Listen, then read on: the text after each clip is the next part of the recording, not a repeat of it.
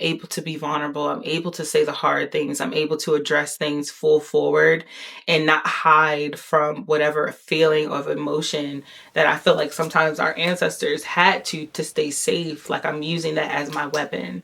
And I think that like I'm wielding these mediums in whatever way that I can to give all of us the safe space to show up authentically. And that to me is the end goal, is to be authentically ourselves.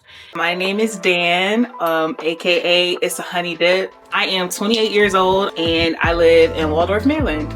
I was always a lover of art and Basquiat and, you know, all the greats. I was like, maybe I could do that myself. And so my very first painting was on the back of a pair of jeans, and I've been hooked ever since. I use found things and objects to make the reality that I want from life. A lot of the time, money gives you access to certain things, but for me, it was never that. I never had that growing up. And so art was the safe space where I learned how to communicate with my inner child and talk about the emotions that I had been feeling so deeply that were locked away. It takes a level of fierceness to go after your path. Like it was probably the hardest thing that I've ever done, was create a piece and bring it to my dad when he was passing away. He had cancer, we were estranged, but that piece was the one that literally paved the way for locking into that past, present, future persona. My audience is definitely Black women, queer Black folks, non-binary people, because it's very rare that we're able to express ourselves in such a deep and intentional way. I feel like my pieces are meant for us to have safe conversations. I love to world build. I love to create spaces that allow, you know, Black queer individuals the space to commune, but the space to also express. I feel like 9 times out of 10, every time I've indulged in a book, a piece of art that wasn't by a person of color, it's always felt like, oh, this could be taken a step further if it included Black people. Our experience is always, you know, ridiculed and made into be something or not even addressed at all, to the point where we have to fight for it. And I think that like seeing somebody that looks like me is life-changing. I had the opportunity to go to Art Basel a few years back, and I brought this piece specifically, and it was getting a lot of attention from, you know, a few people. But it was this one interaction with this young non-binary person as well, and we shared the same amount of loss and grief it takes to be a part of a family and as a queer person. And that was the moment that I realized that art is something that can move. It is something that can mobilize people. It's something that allows us to see each other for our full and natural self.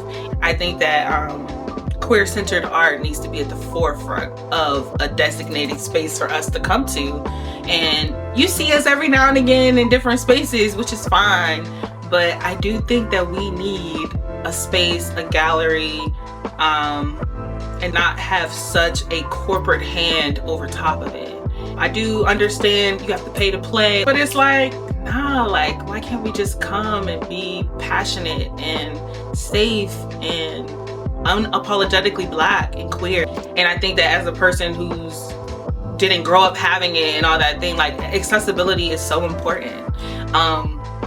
And so my goal is to always be able to have, you know, all types of people be able to have access to my work. I respect my prices, obviously, but I do think that it's room to talk about how art is priced in this society, in this world, when you're so used to looking for validation in society, which is what our society is teaching us is the practice for this.